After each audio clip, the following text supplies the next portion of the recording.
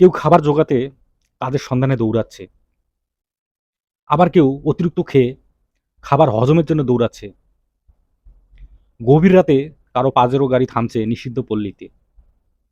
ঘরে অপেক্ষারত স্ত্রী দীর্ঘশ্বাস ফেলছে।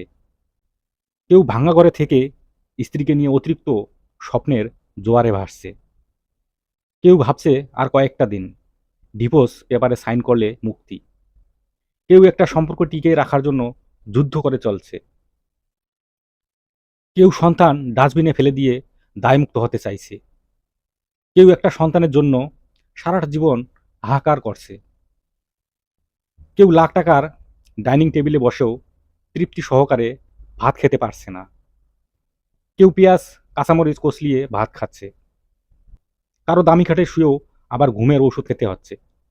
কেউ আবার হিমেল হাওয়ায় রাস্তায় ওভারব্রিজে অঘরে ঘুমাচ্ছে। কারো পড়ার টেবিলে নতুন বইয়ের সমারোহ, কিন্তু পড়তে ইচ্ছে করছে না।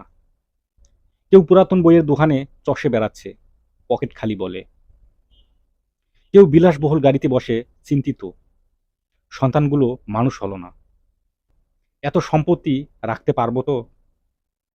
কেউ পায়ে হেঁটে পথ চলছে, মনে মনে ভাবছে সন্তান তো মানুষ করতে পেরেছি, আল্লাহ চাইলে ওরাই জীবনটা এখন গড়ে নেবে।